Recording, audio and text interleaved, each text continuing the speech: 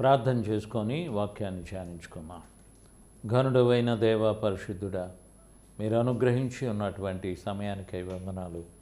ప్రభువా, మీ బిడ్డలమైన మేము మీ దగ్గరకు చేరి ఉండగా మీరే కనికరించి మాకు కావలసి ఉన్న ఆశీర్వాదమును దాయిచేయమని రక్షకుడైన యేసు పరిశుద్ధ నామమున అడుగుచున్నాము తండ్రి, ఆమేన్. ఈ సమయంలో మనము పరిశుద్ధ లేఖనములో మానవుడు మరణించేటువంటి విషయాన్ని చదువుకున్నాం. చాలా చోట్ల ఈ రోజుల్లో చనిపోయిన మనుషుడు ఏమైపోతూ ఉంటాడు అని ఆలోచన చేస్తూ ఉంటారండి. చనిపోయిన వెంటనే పరలోకానికి వెళ్తాడని కొంతమంది అయితే చనిపోయిన మనుష్యుడు నిద్రపోతూ ఉంటాడని కొంతమంది, ఆ తర్వాత చనిపోయినటువంటి మనుషుడు మరొక జన్మ ఎత్తుతాడు అని కొంతమంది, ఈ విధముగా మరణాన్ని గురించి చాలా అపోహలు ఉన్నట్లుగా మనం చూస్తూ ఉన్నామండి.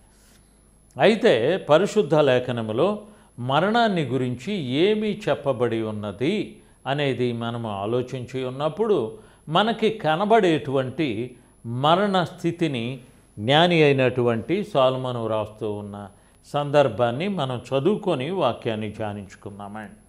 ప్రసంగి గ్రంథములో జ్ఞాని అయినటువంటి సొలొమోను చెప్పుచూ ఉన్నటువంటి మాటలు మనము ఆలోచించి ఉన్నప్పుడు మనకి కనబడినటువంటి పూర్తి అర్థాన్ని గమనించుదామండి. ఎందుకంటే జ్ఞాని చెప్పేటువంటి మాటలండి. ఆ జ్ఞాని ఏ విధంగా చెప్పుచూ ఉన్నాడో 9వ అధ్యాయము ప్రసంగి గ్రంథములో 5వ వచనంలో, బ్రతికి ఉండువారు చాము చత్తురని ఎరుగుదురు, అయితే చచ్చిన వారు ఏమీయును ఎరుగరు, వారి పేరు మరువబడి ఉన్నది, వారికి ఇక ఏ లాభము కలుగదు, వారిక ప్రేమింపరు, పగపెట్టుకొనరు, అసూయపడరు, సూర్యుని క్రింద జరుగు వాటిలో దేనియందు వారికి ఇక ఎన్నటికినీ వంతు లేదు. ఈ మాటలు మనం వింటూ ఉన్నటువంటి సమయంలో చనిపోయినటువంటి మనుషుని యొక్క స్థితి ఏ విధంగా ఉంటుందో చెప్పబడుచు ఉన్నదండి. సామాన్యంగా చనిపోయిన మనుష్యుడు మరొక మనుషుల్లోనికి వచ్చి మాట్లాడినట్లుగా మనం చూస్తూ ఉంటామండి. నేను ఫలానా చోట ఫలానా విధంగా చనిపోయి ఉన్నాను, నా చావుకు కారణము ఇతను అని అతనిలో ఉండి మాట్లాడుతూ ఉంటాడు. చాలామంది ఏమనుకుంటారంటే చచ్చిపోయిన వాడు దయ్యమై వచ్చాడు అని చెప్పుకుంటారండి. మరికొంతమంది అయితే చనిపోయినటువంటి మనుష్యుడు ఇతనిని పరలోకానికి వెళ్లకుండా భూమి మీద ఉంచి ఉన్నాడు కాబట్టి ఇతను దయ్యమై తిరుగుచూ ఉన్నాడు అని కొంతమంది చెప్పుకుంటారండి. కానీ పరిశుద్ధ లేఖనములో చచ్చిపోయినటువంటి వారికి ఏమీ తెలియదు అనేటువంటి మాట స్పష్టంగా మనకి తెలుపబడుచు ఉన్నదండి. వారికి పగ పెట్టుకొనరు, వారు ప్రేమించరు, ఆ తర్వాత వారికి భూమి మీద ఉన్నటువంటి దానిలో దేనితో కూడా సంబంధము లేదు అని చదువుకొనవలసి ఉన్నాం. మరి అలాంటప్పుడు మనుషులు ఏమనుకుంటూ ఉంటారయ్యా అంటే, చచ్చిపోయినటువంటి మనుషుని యొక్క పరిస్థితిని ఈ జ్ఞానే చెప్పేటువంటి మాటలను మనం ఒకసారి చదువుకుందామండి. ఇతను ఏమని చెప్పుచూ ఉన్నాడయ్యా అంటే, మనుషుడు చనిపోయిన తరువాత అతను ఏ విధమైన స్థితిలోనికి వెళ్ళుచూ ఉంటాడు అని మనము ఆలోచించుతా ఈ విషయాన్ని పరిశీలించి ఉన్నప్పుడు ఇక్కడ మనకు చెప్పబడి ఉన్నటువంటి విషయాల్ని చదువుకున్నామండి. అది మనుష్యుడు చనిపోయినప్పుడు అతను ఏ విధముగా దేవుని యొద్దకు వెళుతూ ఉంటాడు అని జ్ఞాని అయినటువంటి సొలొమోను రాస్తూ ఉన్నాడంటే, మనం ఒక్కసారి అతని యొక్క స్థితిని మనము ఆలోచించి ఉన్నప్పుడు అతను చనిపోయిన తరువాత అతనికి ఏమాత్రము కూడా సంబంధము లేదు అనేది మనకి పరిశుద్ధ లేఖనములో వ్రాయబడి ఉన్నటువంటి విషయాన్ని మనం పరిశీలించి ఉన్నప్పుడు దేవుడు మానవుణ్ణి ఏ విధముగా చంపును అనేటువంటి మాటలను మనము ఆలోచించి ఉన్నప్పుడు దేవుడు తాను దయచేసి ఉన్న ఆత్మ దానిని దయచేసి ఉన్న దేవుని యొద్దకు వెళ్ళును అనేటువంటి మాట మాత్రమే మనం చదువుతూ ఉన్నామండి. కానీ పరిశుద్ధ లేఖనములో చనిపోయిన మనుషుడు అతనికి ఏమీ తెలియదు అని ఇక్కడ సొలొమోను ప్రసంగి గ్రంథము 9వ అధ్యాయములో వారు ప్రేమింపరు, పగపెట్టుకొనరు, అసూయపడరు, సూర్యుని క్రింద జరుగు వాటిలో దేనియందు వారికి ఇక ఎప్పటికీ వంతు లేదు అని స్పష్టంగా వ్రాస్తూ ఉన్నారండి. వారికి ఏమాత్రము కూడా సంబంధము లేదు అని వ్రాస్తూ ఉన్నారు. అంతేకాకుండా మరొక చోట జ్ఞాని అయిన భక్తుడైనటువంటి పేతురు ప్రసంగం చేస్తూ అపోస్తుల కార్యములో ఈ మాటను సెలవిస్తూ ఉన్నాడండి. అపోస్తుల కార్యము 2వ అధ్యాయములో చెప్పబడి ఉన్నటువంటి మాట అండి. దాని యొక్క అర్థము కూడా అదే విషయాల్ని మనకు తెలియచేస్తూ చెప్పబడి ఉన్నటువంటి మాటలండి. 2వ అధ్యాయము 29వ వచనములో, సహోదరులారా, మూల పురుషుడగు దావీదును గూర్చి మీతో నేను ధారాళముగా మాట్లాడవచ్చును. అతడు చనిపోయి సమాధి చేయబడెను, అతని సమాధి నేటి వరకును మన మధ్య ఉన్నది. అతడు చనిపోయి సమాధి చేయబడెను, అతని సమాధి నేటి వరకును మన మధ్య ఉన్నది. అంటే అక్కడ అర్థం ఏందయ్యా అంటే, అతని సమాధిలో దేవుడు అతనిని ఉంచి ఉన్నాడు అని దాని యొక్క అర్థమండి. దేవుడు ఇంకా అతన్ని లేపలేదు అని కూడా మనం గమనించవలసి ఉన్నాం. అయితే యేసు ప్రభువారైతే చనిపోయి పరలోకానికి వెళ్ళి దేవుని కుడిపారుశాన కూర్చున్నారు అనేటువంటి విషయము స్పష్టంగా పరిశుద్ధ లేఖనంలో చెప్పబడుచు ఉన్నదండి. అయితే ఇక్కడ చనిపోయిన మనుషుడు ఏమైపోతూ ఉంటాడు అనేది మనము వేసుకునేటువంటి ప్రశ్న అయి ఉన్నదండి. ఆత్మ దానిని దయచేసి ఉన్న దేవుని యొద్దకు చేరును అనేటువంటి మాట యొక్క భావన, వీని యొక్క భావన కూడా ఏమై ఉంటుంది అనేది మనము ఆలోచించవలసి ఉన్నామండి. ఎందుకంటే దేవుడు చేసి ఉన్నటువంటి మనుషులము కనుక ఈ విషయాన్ని చాలా జాగ్రత్తగా మనము గమనించుకుంటూ చదువుకోవలసి ఉన్నామండి.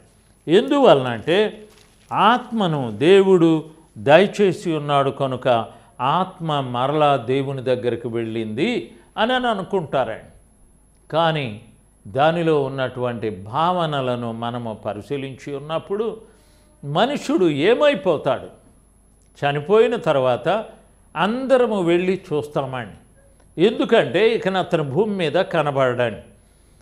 కొంతమంది అయితే అతన్ని కాల్చివేస్తారు, కొంతమంది ఏమో సమాధి చేస్తారు, కొంతమంది ఏమో మరి పలు రకాలైనటువంటి పద్ధతుల్లో అతనికి మానవుడికి సంబంధము లేకుండా చేస్తూ ఉంటారండి. ఎందుకంటే ఆ మనుషుడు అతని జీవితాన్ని ముగించుకొని వెళ్ళిపోయి ఉన్నాడు. కాబట్టి మనము ఆలోచించవలసి ఉన్నటువంటి విషయం ఏంటంటే, మానవుడు బ్రతికినంత కాలము వరకు మాత్రమే అతనికి జ్ఞానం ఉంటుందండి. అతను జ్ఞానము లేనటువంటి వారిని కూడా కొంతమందిని చూస్తూ ఉంటాము. వాళ్ళ యొక్క నరాల బలహీనత వలన కానీ, వారి యొక్క శారీర సంబంధమైన బలహీనతల వలన కానీ అతనికి జ్ఞానము లేకుండా జీవిస్తూ ఉంటారండి. అయితే ఇక్కడ మనము తెలుసుకొనవలసి ఉన్నటువంటి విషయం ఏంటంటే, అతను ఏమాత్రము కూడా సంబంధము లేకుండా బ్రతికి ఉన్నటువంటి చనిపోయినటువంటి మనుష్యుడు.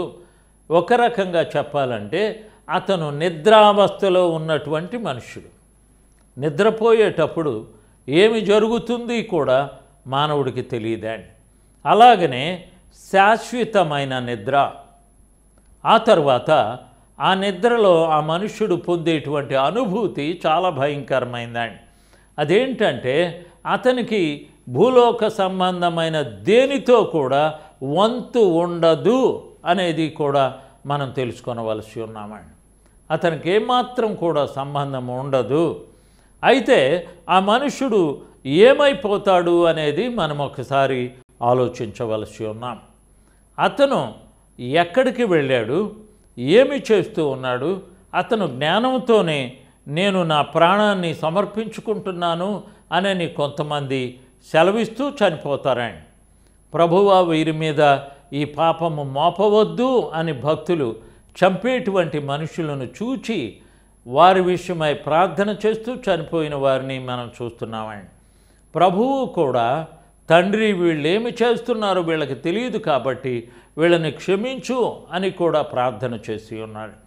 స్టెఫన్ని రాళ్లతో కొట్టి చంపేటువంటి మనుషులను చూస్తూ కూడా యేసు ప్రభువా వీళ్ళేమి చేస్తున్నారో వీళ్ళకి తెలియదు కనుక వీళ్ళని క్షమించు అని ప్రార్థన చేస్తూ తన జీవితాన్ని ముగించుకొని ఉన్నాడు.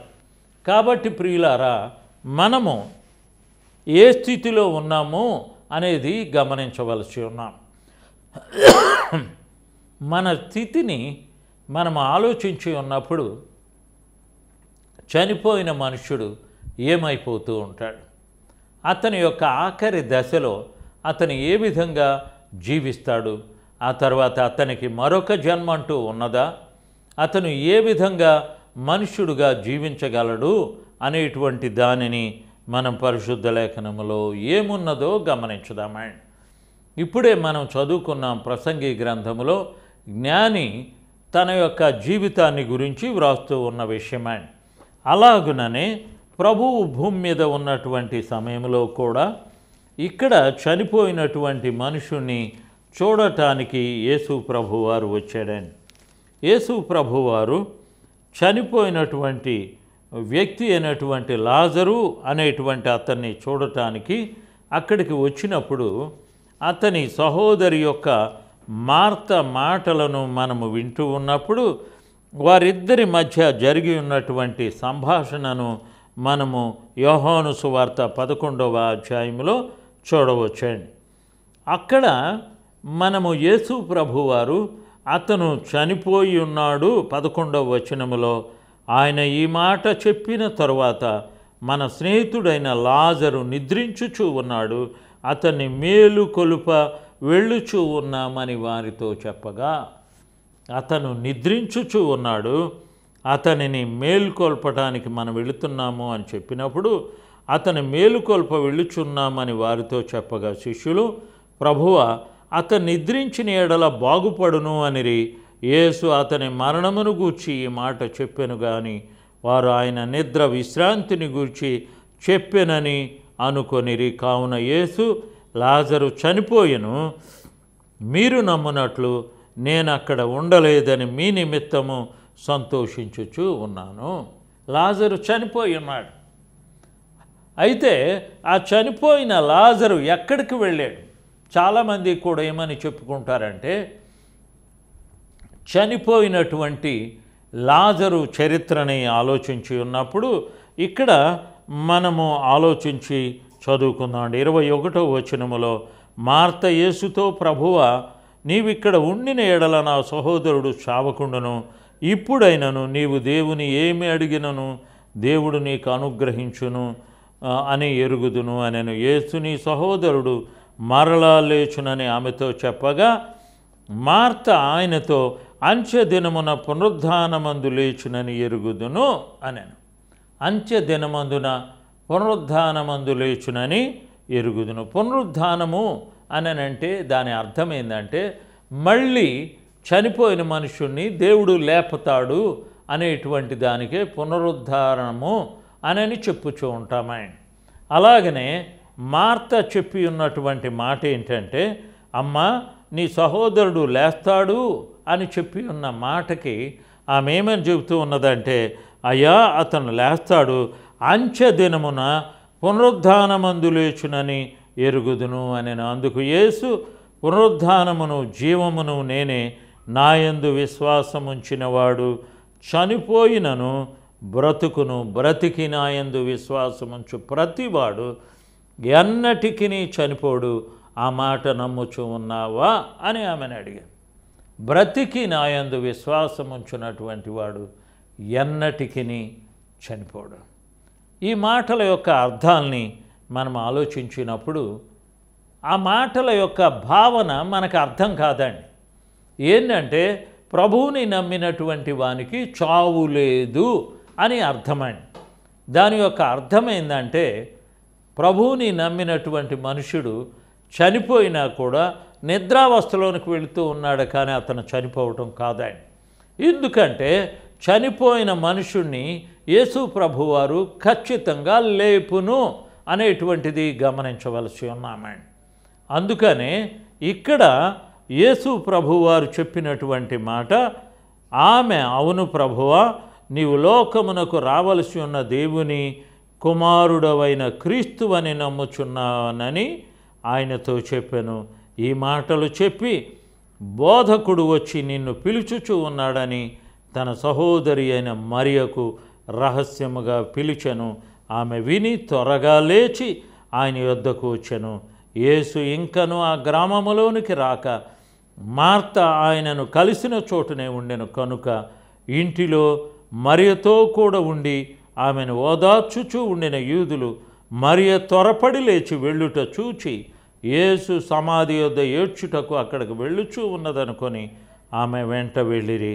అంతటా మరియ యేసు ఉన్న చోటికి వచ్చి ఆయనను చూచి ఆయన పాదముల మీద పడి, ప్రభువా, నీవు ఇక్కడ ఉండిన ఎడల నా సహోదరుడు చావకుండును అనెను.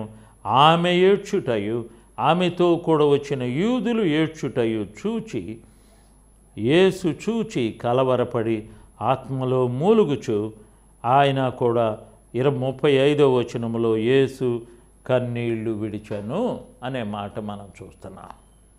ప్రియులారా, ఇక్కడ ఒక విషయాన్ని మనుషుడు గమనించవలసి ఉన్నాడని, చనిపోయినటువంటి అతని విషయము ప్రభువు విచారపడి ఏడ్చి ఉన్నాడు అని చెప్పుకోవటం పొరపాటండి. ఎందుకంటే ఆ రోజున యేసు ప్రభువారు అతన్ని లేపటానికి వచ్చి ఉన్నాడని. లేపటానికి వచ్చి ఉన్నటువంటి ప్రభువు ఎందుకు ఏడ్చాడు అనేటువంటి విషయాన్ని గమనించరండి.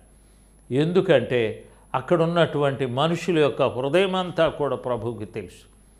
వాళ్ళ యొక్క క్రూరమైన స్వభావము యేసు ప్రభు వారికి తెలుసండి. అందుకు ఆయన కన్నీరు కార్చి ఉన్నారు.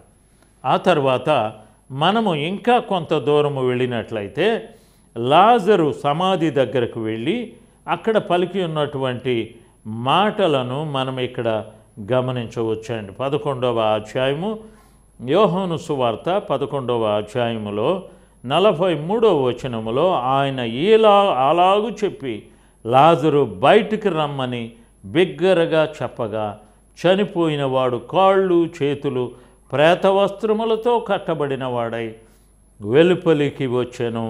అతని ముఖమునకు రుమాలు కట్టి ఉండెను. యేసు ప్రభువారు సమాధి దగ్గరకు వెళ్ళి సమాధి మీద ఉన్నటువంటి రాయిని తీయమని చెప్పాడు. ఎంత కష్టమో ఒకసారి గమనించుదాం. అప్పటికి అతను చనిపోయి 4 దినాలు అవుతుంది. వాసన వచ్చేటువంటి శవము దగ్గరికి వెళ్ళి ప్రభువు సమాధి మీద ఉన్న రాయిని తీసివేయండి అని చెప్పి ఉన్నారు.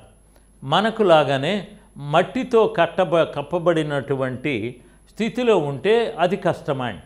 కానీ అవి రాతి నేలలో చేయబడి ఉన్న సమాధిలో లాజరును సమాధి చేసి ఉన్నారు. ఎందుకంటే మరియ ధనవంతురాలు కాబట్టి ఆమె తన సహోదరుని చాలా మర్యాదగా సమాధి చేశారు. కానీ అక్కడ సమాధిలో ఉన్నటువంటి లాజరుని యేసు ప్రభువారు సమాధి దగ్గరకు వెళ్ళి లాజరు బయటకు రమ్మని బిగ్గరగా చెప్పాను. లాజరు బయటికి రమ్మని బిగ్గరగా చెప్పగా చనిపోయిన వాడు కాళ్ళు చేతులు ప్రేతవస్త్రములతో కట్టబడిన వాడై వెలుపలికి వచ్చెను. అతని ముఖమునకు రుమాలు కట్టి ఉండెను. అంతటా యేసు మీరు అతని కట్లు విప్పి పోనీయుడని వారితో చెప్పాను. అతని కట్లు విప్పి పోనీయుడే. ఇది ఒక అద్భుతమైనటువంటి కార్యక్రమం. అయితే అంత అద్భుతాన్ని చూచి 4 దినాలు సమాధిలో ఉన్నటువంటి వ్యక్తిని యేసు ప్రభువారు లేపి ఉన్నాడు. మనము గమనించవలసినటువంటి విషయం ఏంటంటే 4 దినాలు మురిగిపోయిన సమాధి దగ్గరకు వెళ్ళి ఆ మనుషుడు ఏమైపోతాడని మురికి వాసన వస్తూ ఉంటాడు. అతను కుళ్ళిపోయి వాసన వచ్చేటువంటి సమాధి దగ్గరకు వెళ్ళి ప్రభువు సమాధి మీద ఉన్న రాయిని తీసియండి అని చెప్పాడు. అది అందరికీ కూడా ఆశ్చర్యం వేసింది. ఇదేంటి, ఈయన ఇన్ని రోజులు చూడకుండా ఈరోజే ఆయన్ని చూడటానికి వచ్చాడా అని మనం అనుకొని వచ్చాడు. అక్కడ ఉన్న వాళ్ళు కూడా అదే విధంగా అనుకొని ఉంటారండి. కానీ ప్రభు ఏమన్నాడంటే సమాధి మీద రాయిని తీయండి అని చెప్పినప్పుడు వాళ్ళందరూ కూడా ఆశ్చర్యంతో సమాధి మీద ఉన్న రాయిని తీసివేసి ఉన్నారు. ఆ సమాధిలో ఉన్నటువంటి లాజరు బయటికి రమ్మని ప్రభు పిలిచినప్పుడు అతను లేచి నిలబడి బయటికి వచ్చి ఉన్నాడు. మనం ఆలోచించవలసి ఉన్నటువంటి ఈ విషయము ఒక్కసారి పరిశీలించుకుందాం. చనిపోయినటువంటి మనుష్యుడు లాజరు అనేటువంటి ఆ మనుష్యునికి యేసు ప్రభువారి యొక్క స్వరము ఎలాగ వినపడి ఉన్నది. ప్రభు యొక్క కేక విని అతను బయటికి వచ్చాడు. అయితే చూచేటువంటి మనుషులు ఎంత క్రూరమైనటువంటి మనుషులంటే ఆ వ్యక్తులను గురించి మనం ఆలోచించినప్పుడు 12వ అధ్యాయములో 9వ వచనములో, కాబట్టి యూదులలో సామాన్య జనులు ఆయన అక్కడ ఉన్నాడని తెలుసుకొని యేసుని చూచుటకు మాత్రమే కాక మృతులలో నుండి ఆయన లేపిన లాజరును కూడా చూడవచ్చిరి. యేసును చూడటమే కాకుండా అతను మృతులలో నుండి లేపిన లాజరును కూడా చూడవచ్చిరి. అతన్ని బట్టి యూదులలో అనేకులు తమ వారిని విడిచి యేసునందు విశ్వాసముంచిరి కనుక ప్రధాన యాజకులను లాజరును కూడా చంప ఆలోచన చేసిరి. ఎంత క్రూరమైందో మనుషుని యొక్క స్వార్థపూరితమైన బుద్ధిని మనం ఇక్కడ చూస్తూ ఉన్నామండి. చనిపోయినటువంటి వ్యక్తి దగ్గరకు వెళ్ళినప్పుడు మనమందరం కూడా జాలి పడతామండి. చనిపోయిన మనుషుని చూసి కొంతమంది ఏడుస్తారు. బంధువులైతే ఇకనెప్పుడు చూడలేరు కనుక ఎంతో దుఃఖకరమైనటువంటి రీతిగా మనుష్యుడు సమాధి చేయబడతాడు, లేకుంటే ఆఖరి దశలోనికి అతను వెళ్తాడండి. అందుకనే ఎన్నో ఆచారాల్ని మనం పెడుతూ ఉంటామండి. చనిపోయినటువంటి మనుషునికి దండాలు పెడతారు కొంతమంది, కాళ్ళకి నీళ్లు పోస్తారు కొంతమంది అయితే ఏడుస్తూ ఆ శవాన్ని విడిచిపెట్టడానికి ఇష్టపడరు. కానీ మానవుడైనటువంటి ప్రతి ఒక్కరూ గమనించవలసిన విషయం ఏంటంటే చనిపోయిన లాజరు దగ్గరికి చూడటానికి వచ్చి ఉన్నటువంటి మనుషులను చూసి ఓర్చుకొనలేక అతనిని కూడా చనిపోయి ప్రభు యొక్క మహిమ చేత లేపబడి ఉన్న లాజరును కూడా, ఆ మాటలు మనం వింటూ ఉన్నప్పుడు మనకే ఆశ్చర్యం వేస్తుంది. యేసును చూచుటకు మాత్రమే కాక మృతులలో నుండి ఆయన లేపిన లాజరును కూడా చూడవచ్చిరి. అతనిని బట్టి యూదులలో అనేకులు తమ వారిని విడిచి యేసునందు విశ్వాసముంచిరి కనుక ప్రధాన యాజకులు లాజరును కూడా చంప ఆలోచన చేసిరి. అందువలన యేసు ప్రభు వారిని చంపటానికి ప్రయత్నం చేసి ఉన్నటువంటి వారు ఎవరంటే యూదులే. ప్రభువు పుట్టి ఉన్నటువంటి ఏ స్థలములోనైతే యేసు ప్రభువారు 33.5 సంవత్సరాలు జీవించి ఉన్నాడో ఆ 33.5 సంవత్సరాల వయసులో ఉన్నటువంటి ప్రభువుని 30 సంవత్సరాలు దాటిన తర్వాత యేసు ప్రభువారు సువార్త ప్రకటించి ఉన్నారు. అలాంటి మంచి వయసులో ఉన్నటువంటి ప్రభువు చనిపోయినటువంటి అతన్ని లేపినప్పుడు సంతోషించడం కంటే అతనిని చంపడానికి ప్రయత్నం చేశారు. ప్రభువు లేపినటువంటి లాజరును కూడా చంపటానికి ప్రయత్నం చేశారు. అంటే దాని యొక్క అర్థం ఏంటంటే మనుషుని యొక్క క్రూర స్వభావము ఎంత భయంకరమైనది. యేసు ప్రభువారు కన్నీరు విడిచెను అనేటువంటి సందర్భాన్ని 2 చోట్ల మనం చూడవచ్చాను. ఒకటి, చనిపోయినటువంటి లాజరుని లేపకముందు కన్నీరు విడిచి ఉన్నాడు. ఆ తర్వాత మరొకసారి యెరూషలేమును చూచి కన్నీరు విడిచి ఉన్నాడు. కాబట్టి ప్రియులారా, మనం ఒక్కసారి గమనించుదాం. చనిపోయిన మనుష్యుడు మరలా లేపబడవచ్చునా? లేపటానికి హక్కు ఉన్నటువంటి ఆయన ఎవరు అంటే యేసు ప్రభువారికి ఒక్కడికే చనిపోయినటువంటి మనుష్యుణ్ణి లేపేటువంటి మహిమ కలిగి ఉన్నటువంటి వాడే యేసు ప్రభువారు. కాబట్టి యేసు ప్రభువునందు విశ్వాసం ఉంచితే తప్పకుండా మనుష్యుడు మరలా లేస్తాడని. అతను జన్మ అనేటువంటిది బైబిల్ గ్రంథంలో లేదు. అతను మరలా జన్మిస్తాడు అనేది అతను ఎంత ధనవంతుడైనా, ఎంత విద్యావంతుడైనా, ఎంత పలుకుబడి సంపాదించినా ఆ మనుషునికి మరలా జన్మ అనేది వ్రాయబడలేదండి. ఎందుకంటే ప్రతి మనుష్యుడు కూడా చనిపోవలసి ఉన్నాడు. చనిపోయినటువంటి మనుషుణ్ణి మరలా లేపేటువంటి ఆధిక్యత ఒక ప్రభువు దగ్గర మాత్రమే ఉన్నదని గ్రహించవలనని యేసు ప్రభువారు మనకు సెలవిస్తూ ఉన్నారు. కాబట్టి మనమందరము కూడా రుచి చూచేటువంటి మరణావస్థని మనం ఒక్కసారి ఆలోచించుకున్నాం. మనం మరణించిన తరువాత మరలా లేస్తామా? లేచినట్లయితే ఏ స్థితిలో లేపబడతాం, ఎలాంటి ఆయువుతో మనము లేపబడతాము అనేది గమనించవలనని ప్రభు మనకు సెలవిస్తూ ఉన్నారు.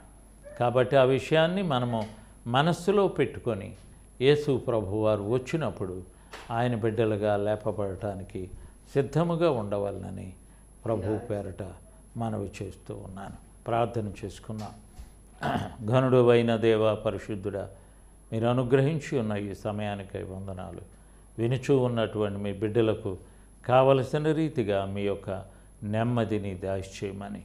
అందరూ చనిపోవలసి ఉన్నారు, కానీ ఆయన బిడ్డల్ని లేపడానికి ప్రభువు రాబోతూ ఉన్నాడని జ్ఞాపకం ఉంచుకొని ఆ విషయంలో మేమందరము పాలు పొందుటకు సహాయమును దయచేయవలసి ఉన్నదిగా రక్షకుడైన యేసు పేరట ప్రార్థన చేయుచు ఉన్నాము తండ్రి. ఆమేన్.